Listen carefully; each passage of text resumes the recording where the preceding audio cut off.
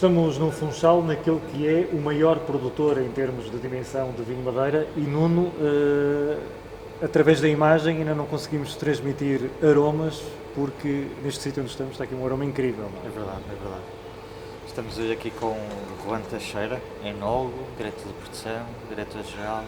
Quem manda nisto tudo? Sim, um pouco. Aqui somos todos polivalentes e, no fundo, é muito interessante também estar um pouco ligado a todos os sectores da empresa, mas sim, o que mais me agrada é, de facto, ser o enólogo da casa e produzir os vinhos Madeira. Juan, alguns números só para percebermos, no fundo, toda esta dimensão de cascos, de balseiros. Quanta madeira é que vocês têm disponível? Quantos cascos? Nós temos cerca de 4.300 unidades de madeira, que vão desde os 225 litros até os 40.000 litros. Portanto, é um elemento-chave para a produção dos madeiras, mas de facto é o que nos coloca mais problemas a nível de gestão, quer de espaço, quer a nível de seguimento da evolução dos vinhos. E essa cascaria vem de diferentes proveniências e tem diferentes usos anteriores, não é? Sim, temos uma cascaria, a mais importante, que é a antiga, não é? A que vem da adega antiga. Essa é a mais valiosa porque já tem uma história muito longa de uso de vinho Madeira, mas sim, adquirimos barricas de diferentes regiões, principalmente de Armagnac e Cognac. Temos também algumas barricas de whisky e estamos fazendo experiências com outros vinhos, como o Sauternes, o Rum, o Moscatel de Setúbal, porque são vinhos que podem transmitir mais qualquer coisa aos nossos vinhos sem de facto retirar-lhes a tipicidade do Madeira. Isso é que é fundamental, poderemos utilizar diferentes proveniências e dar complexidade aos nossos vinhos, mas temos que manter sobretudo a tipicidade do Madeira. O Madeira tem que ser sempre o primeiro elemento a ouvir ao de cima. O José João referiu os aromas, que de facto aqui dentro estão uns aromas fantásticos, mas uma coisa que também me fascina muito nos vinhos Madeira são as cores. Estamos aqui com 3 vinhos, com cores diferentes, já sei que depende das castas, depende dos envelhecimentos, mas como é que se consegue chegar a algumas destas tonalidades? Bom, de facto, a cor do Madeira é sem dúvida um dos maiores atrativos que o vinho da Madeira tem. Nós podemos ter uma evolução desde um pálido, desde um dourado, até o castanho escuro. Portanto, aqui temos 3 vinhos. O primeiro tem uma belíssima cor dourada, com alguns tons alaranjados ainda. É um vinho que ainda não tem muita evolução em barrica. Aqui temos um bom exemplo de um vinho já com alguma evolução, portanto um âmbar, mas com uma auréola esverdeada, que denota já algum desenvolvimento. E depois temos aqui um tinta negra, feito com a casta tinta, com uma belíssima cor castanha e também já denotando algumas nuances acastanhadas na cor. Mas de facto são cores belíssimas que causam um bom impacto já no início. Começando pelo primeiro, o da cor mais aberta, é uma casta branca, um verdelho de 10 anos.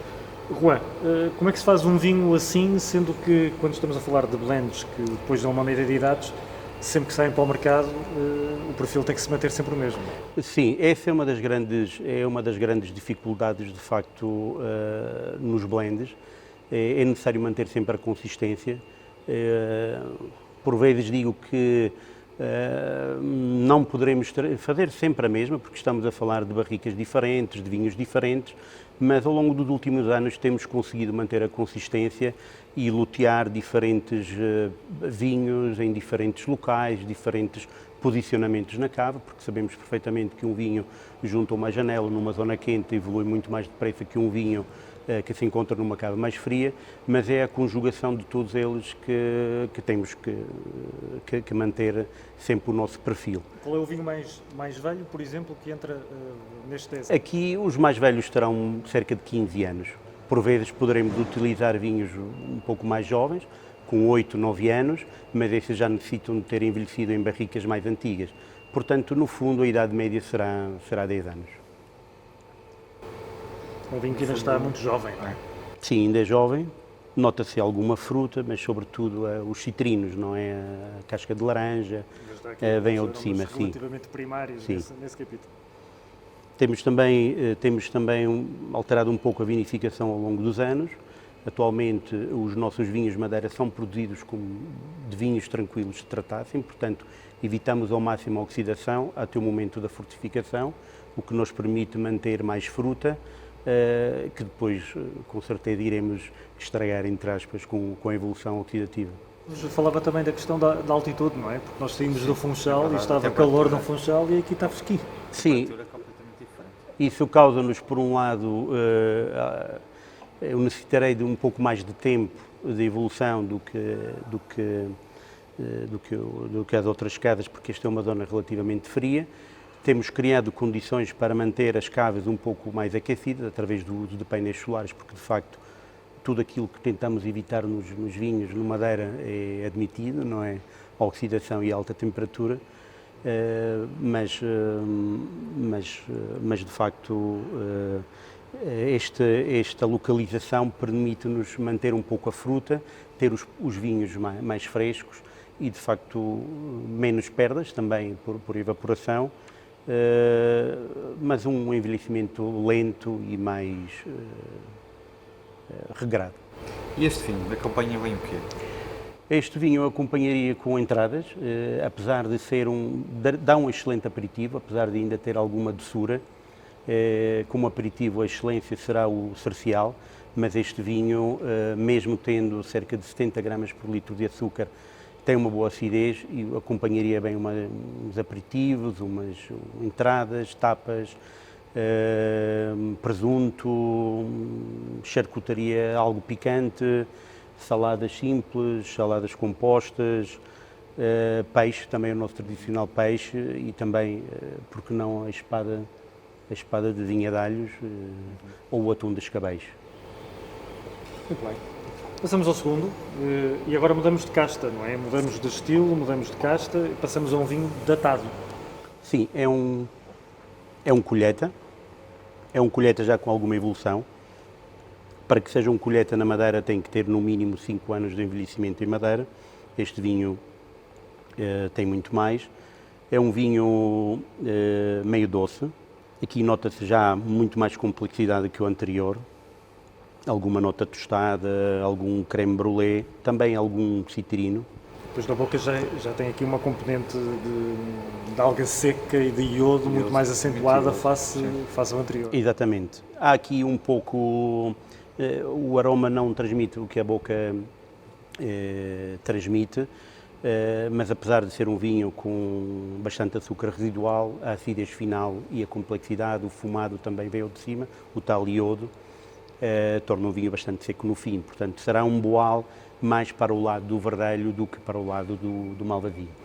Qual é a casta mais desafiante que tem para trabalhar? O que acha que é mais desafiante? Bem, é mais desafiante. O boal possivelmente é a casta mais difícil de trabalhar na adega.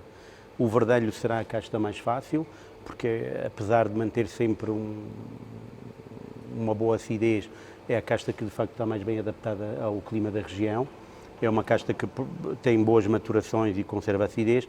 A boal é de facto a mais difícil de trabalhar, mas de facto aquela que eu gostaria de trabalhar no futuro e que agora não é possível seria o Terrantese e seria Bastardo, mas para isso necessitaremos de uma reconversão e de termos quantidades. E é mais difícil porque motivo? A Bastardo é uma casta bastante precoce, mas que é muito sensível. Ambas são sensíveis, mas de facto a Bastardo não vejo uma mudança significativa, não vejo viticultores a apostar no Bastardo. O Terrantese sim, mas sendo as castas que eu conheço menos a nível de enologia, de trabalhar, porque de facto as quantidades que temos recebido ao longo dos últimos anos não são significativas, seria desafiante trabalhar estas duas castas pelo simples facto de não ter tido a oportunidade de trabalhar com elas até a data. E Juan, de alguma forma quando provamos um colheita, um vinho Madeira colheita, estamos num percurso iniciático para chegarmos aos frasqueiros? Sim. Um colheita é um potencial frasqueira.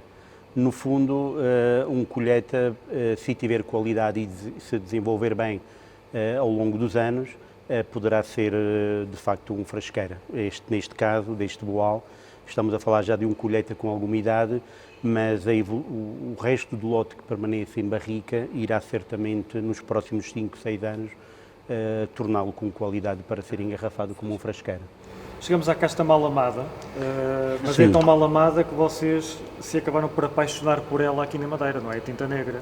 Como é que tem sido o percurso da tinta negra? Sim, a tinta negra é uma casta que aparece logo após o período da filoxera e uma casta que de facto considero ser a casta camaleónica, não é aquela casta que consegue produzir os 4 estilos e de certa maneira se aproximar de algumas castas brancas. Durante muitos anos fui denegrida e entende-se bem porque era muitas vezes utilizada para o chamado vinho a granel, que era exportado, e também era o vinho que logicamente era sujeito ao processo de estufagem, e a estufagem também provavelmente não era feita das melhores condições há uns anos atrás, e portanto isto tudo conjugado e o facto de não ser considerado também uma casta nobre fez com que muita gente colocasse a tinta negra debaixo da mesa, mas de facto com a evolução da enologia, dos técnicos e com melhor qualidade da uva vinda da vinha, temos conseguido fazer bons exemplares, bons vinhos de tinta negra, e a nova legislação que consagra a tinta negra e que nos permite já colocar a menção tinta negra na garrafa, veio provar que de facto é uma casta a ter em conta, e sendo 85% da produção, não podemos nunca esquecer a importância da casta. Há uma grande aposta também da vossa parte, deste grupo, na viticultura, nos últimos anos. Sim, não temos vinhas próprias, mas temos tido uma ligação cada vez mais direta com os viticultores, no sentido do momento da apanha e no sentido de nos trazerem o melhor possível, porque de facto as condições da ilha não são as melhores para a produção da ilha, e a idade também, a faixa etária dos viticultores é relativamente alta, e não podemos só estar à espera, como uns anos atrás, de abrir a porta e esperar que as uvas cheguem, não é? Temos que controlar a maturação, principalmente nas castas mais difíceis de encontrar, como são e as castas brancas, que são mais sensíveis, e o trabalho tem que ser cada vez mais apertado e mais junto dos viticultores, de forma a garantir cada vez melhor fruta, não é, melhor uva, porque só assim se conseguem fazer os grandes vinhos. Juan, e agora aqui uma pergunta também um bocadinho também pessoal, que nasceu na Venezuela, veio para Portugal. Como é que iniciou o seu percurso, o seu trajeto no vinho? Bom, ao chegar da Venezuela com 10 anos, nessa altura as coisas tornaram-se bastante diferentes para mim, porque vindo de uma cidade, Caracas, mais movimentada, mas de facto com 10 anos de idade não se conhece bem o país, porque os jovens estão numa redoma, tendo em conta os problemas, não é, que existem, não é? Cheguei à Madeira e apanhei um ambiente completamente livre, não é? Fui viver para Calheta com a minha avó e, portanto, passei de uma clausura quase para uma liberdade. Eu gostei imenso de viver na Calheta durante 3 anos. Depois vim para Madeira estudar. Quando acabei o 12º ano, tentei a medicina veterinária, porque era a área que eu gostava. Não consegui. Fiquei um ano parado, portanto, no 2º ano entrei, portanto, na Escola Superior de Santarém, e de facto foi a partir daí, com o convívio com os meus colegas, que passei a gostar de vinho, mas devo dizer sinceramente que no início não esperava ainda não é um final, mas creio que pode vir a ser, não pensava, mas de facto é fascinante. Trabalhei no continente nos vinhos tranquilos, cheguei a Madeira em 2000, sem conhecer nada sobre vinho Madeira. Aliás, pouca coisa há escrita sobre vinho Madeira. É um vinho, eu digo sempre, muito conhecido, muito famoso, mas pouco conhecido. Tive que estudar basicamente um pouco sobre os outros fortificados e, juntamente com o adegueiro, que tinha conhecimentos empíricos, fui-me apercebendo de como trabalhar o vinho Madeira. O blend é de facto a parte mais apaixonante na produção do vinho Madeira, e de facto vejo o vinho Madeira como um vinho extraordinário, porque não conheço outro vinho tão metamórfico como o Madeira, não é? pegar uma madeira desde o início e acompanhá-la até o fim é de facto espetacular e muitas vezes nem se consegue perceber como é que conseguimos chegar a um produto tão diferente do inicial. Não é? Exatamente. Muito bem. Mas é engraçado, Sr. João, que das nossas voltas aqui pela Madeira, vamos começando a perceber que há uma nova geração, um novo pensar no vinho Madeira, isso que o Ruben estava a dizer, de estudarem, de se focarem, e há muitos anos atrás era um vinho feito quase empiricamente. Eu penso que se calhar nós já tivemos a felicidade de provar muitas coisas para trás e vinhos fora de série. De certeza que os que estão agora a ser feitos ainda vão ser provavelmente bem melhores. Sim, eu penso que sim. O Madeira tem uma particularidade porque eu estou há 20 anos na Justinos e ainda não fiz um frasqueira. Portanto, ainda só para atingir, e mesmo assim, 20 anos provavelmente não será o suficiente. Mas, de facto, o Madeira de há uns anos atrás era feito de uma forma, pelo menos na Justinos, tínhamos as pessoas que percebiam, sabiam onde é que os vinhedos estavam localizados, sabiam como fazer o blend, mas de facto também faltava muita informação, faltava fazer muito registro. Hoje em dia é impensável fazer nada sem registro, portanto, hoje em dia fazemos os vinhos com técnicas diferentes que espero que no futuro venha a dar sucesso. Eu trabalho com vinhos que alguém fez, os que são feitos pela nossa equipa atual, os 3 anos, os 5 anos, esses são aqueles que também precisam de ser muito trabalhados, porque também precisam são os vinhos mais comerciais e são os vinhos que devemos ter mais atenção. E de facto estamos a fazer vinhos agora para a próxima geração, porque acabando a próxima vindima, se eu esperar 20 anos para ter um próximo frasqueiro, estamos a falar em 2040, e aí provavelmente alguém vai dizer que a equipa que esteve na altura era boa, porque o vinho era bom. Mas sim, penso que os vinhos do futuro serão superiores aos frasqueiros que conhecemos atualmente. Juan, uma derradeira curiosidade. Temos aqui 2 vinhos do mesmo ano, de 1996. Já agora, foi meramente coincidência, e qual é o vinho mais antigo que a Justinos tem atualmente no mercado? Neste momento, o Malvasia 1933, que é de facto também o meu preferido. Por que será? É um vinho fantástico. Os vinhos da Madeira são vinhos versáteis, como todos nós sabemos, mas também são vinhos de meditação. Sim. De meditação, 33. Sim, é um vinho para pensar. Não é necessário muito, apenas um cálice, 2, mas ajuda a pensar muito. E agora tivemos uma fase muito negativa, que espero sinceramente que venhamos a sair em breve, mas de facto um vinho desta categoria pode nos ajudar a pensar um pouco mais e a corrigir talvez algumas coisas que não tínhamos feito bem nos últimos tempos. Não temos aqui o 33, resta-nos o 96. Ok. Obrigado, Juan. Obrigado.